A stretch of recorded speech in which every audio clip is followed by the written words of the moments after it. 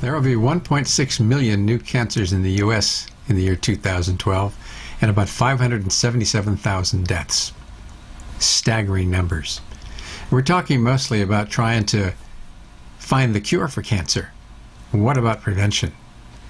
There was an article that came out in the Science Translational Medicine journal in March of this year, of 2012, showing that about 50% of cancers are preventable. And what the authors referred to was smoking causes about a third of all cancer deaths, and being overweight causes another 20%.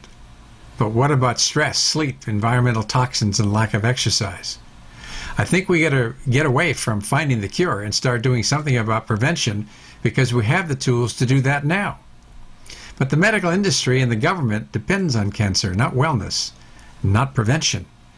And that's because disease makes money. It's a $2.8 trillion industry that's growing every year, that's becoming unaffordable.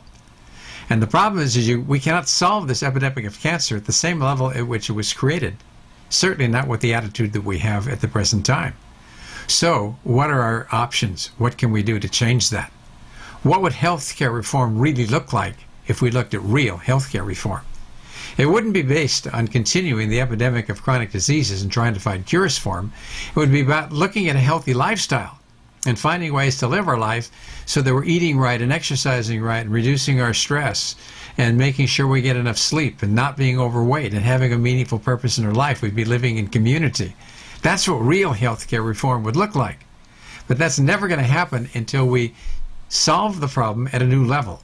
At a level where we're trying to really do something for the good of humanity rather than worrying about the economic impact that we'll have on our economy.